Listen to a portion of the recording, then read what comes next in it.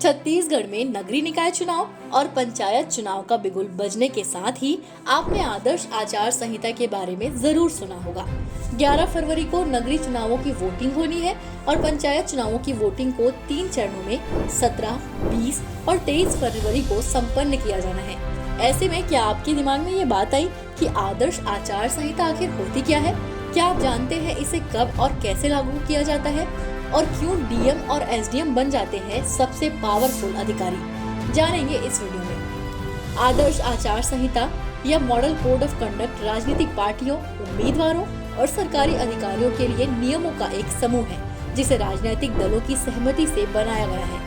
सरलता से समझे तो चुनावों को निष्पक्ष और पारदर्शी बनाने के लिए आदर्श आचार संहिता को बनाया गया। चुनाव की तारीख की घोषणा के साथ ही आदर्श आचार संहिता लागू हो जाती है और मतगणना और नतीजों की घोषणा के बाद ही आचार संहिता समाप्त होती है। अब समझते हैं कि चुनावों में राज्य चुनाव आयोग की क्या भूमिका होती है और इस दौरान क्यों कुछ कार्यों पर लग जाता है ब्रेक। जैसे संसदीय विधानसभा चुनावों में इलेक्शन कमीशन ऑफ इंडिया है, वैसे ही राज्य स्तर के पंचायत चुनावों को संपन्न कराने के लिए प्रत्येक राज्य में राज्य चुनाव आयोग या स्टेट इलेक्शन कमीशन की स्थापना की गई है। ऐसे में जिले में राज्य चुनाव आयोग का शासन होता है और जिले के डीएम या कलेक्टर जिला निर्वाचन अधिकारी बन जाते हैं। उसी प्रकार पंचायत चुनाव की जिम्मेदारी एसडीएम की होती है।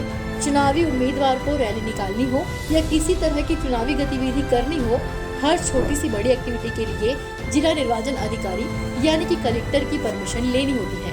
भारतीय संविधान के आर्टिकल 324 को समझे तो जिले में डीएम या कलेक्टर के हाथों में सुपर पावर आ जाती है। आदर्श आचार संहिता लागू होने पर सरकार चुनावी प्रक्रिया में ना ही किसी तरह की दखल दे सकती है और ना किसी भी सरकारी अधिकारी या कर्मचारी की पोस्टिंग या ट्रांसफर की जा सकती है। कलेक्टर के पास चुनावी खर्च की निगरानी, प्रचार की निगरानी और हिंसा या अव्यवस्था को रोकने के लिए पावर्स होते हैं। जिले में कलेक्टर और ग्रामीण क्षेत्रों में एसडीएम सुनिश्चित करते हैं कि सभी नियमों का पालन हो। किसी भी प्रकार की विवाद की स्थिति में अधिकारी त्वरित कार्रवाई करते हैं। चुनावों के दौरान आदर्श आचार संहिता के नियमों का पालन न सिर्फ सरकार या उम्मीदवारों की जिम्मेदारी है, बल्कि आम नागरिक की भी जिम्मेदारी है। आपके जिले में आदर्श आचार संहिता का पालन कैसे हो रहा है, हमें कमेंट कर जरूर बताएं। ऐसे ही इंटरेस्टिंग इन्फॉर्मेशन के लिए फॉलो करें हमारे YouTube चैनल को। वीडियो को लाइक और शेयर करना ना भूलें।